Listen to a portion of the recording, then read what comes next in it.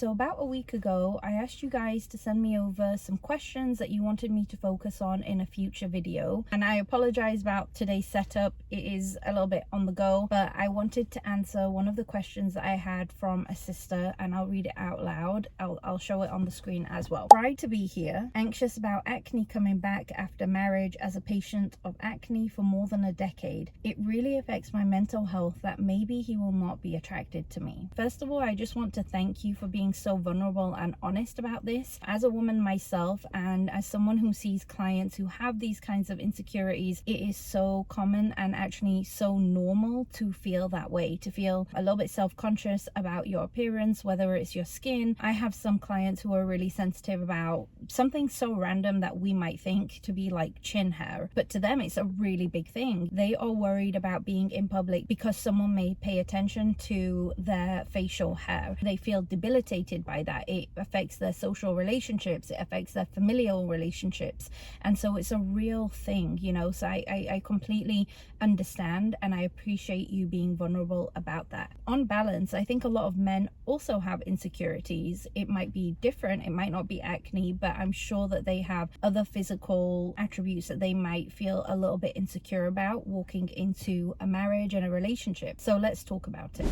Assalamu alaikum, peace and blessings be upon you. My name is Kashmir and I am a marriage and family therapist based in the US. I'm also the author of a couple of books and the founder of a mental health clinic called Heal Therapy. I create weekly videos about mental wellness and healthy relationships from a faith-centered perspective, but please know that this is an inclusive safe space, so whatever your beliefs or backgrounds, you are absolutely respected and welcome here. And with that, let's begin. So first, let me just say it's absolutely normal to have worries and insecurities and anxieties about your skin. Skin in particular is honestly one of those things that we are very sensitive to, especially if acne is something that we struggled with throughout our teen years. And a lot of us did, you know, whether it's facial acne, bodily acne, it's something that we carry with us. And it's not because of just the physical attribute of having something wrong with our skin. I think it's more to do with the way that we were treated because of it. You know, kids are cruel, so when you go to school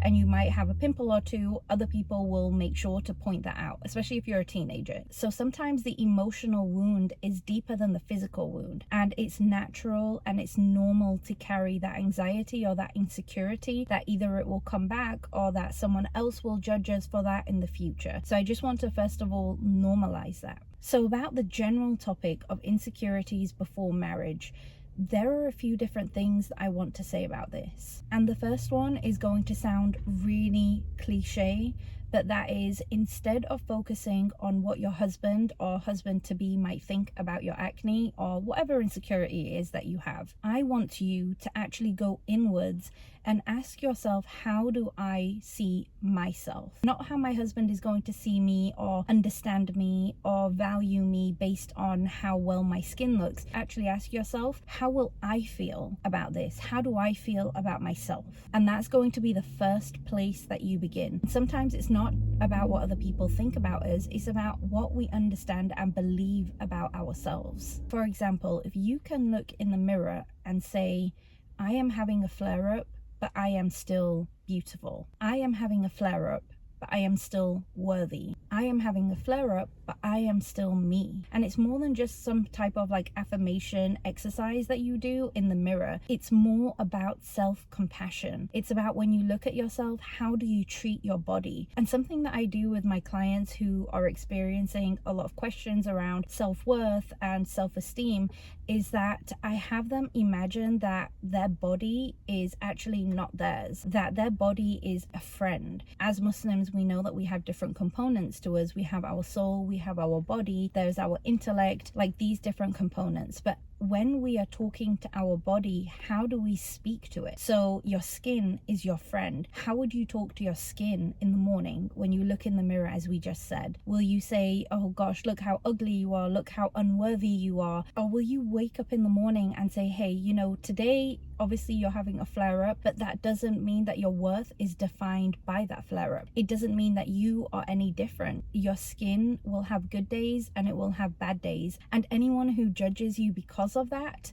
is not someone whom you want to be around. So ask yourself that question. When I wake up in the morning, when I look at myself in the mirror, how do I talk to myself? Do I speak to my body as if it's my enemy, or do I speak to my body as if it is the gift that Allah has gifted me with, that it is my vessel, my companion that carries me, that carries my soul through this dunya, through this worldly life? So ask yourself those questions, and inshallah, I promise you, if you do speak to your body as if it is your friend, it will eventually feel that way. You will stop antagonizing over all the traits that you feel define you, and you will instead appreciate them just as you would appreciate any of your friends, even if they had a flare out. The second point is that acne is temporary. Sometimes we have good days and sometimes we have bad days. And as I said, your partner or your husband to be will also have insecurities. It might not be acne, it might be something else, but he will also have insecurities. And as a marriage and family therapist, I promise you that the couples clients who I see in my office, they do not come into couples therapy because one or both of their partners has physical blemishes. The reason that they come into couples therapy or that they are on the verge of divorce is because of other more deeper issues. For example, infidelity, second wives, cheating, financial, physical, mental abuse, those kinds of things. So if that gives you any peace of mind, please remember that. Lastly, but probably most importantly, is that Allah subhanahu wa ta'ala does not judge you based on your appearance, and anyone who values you for the right reasons will also not judge you for your appearances. And I want you to remind yourself of this,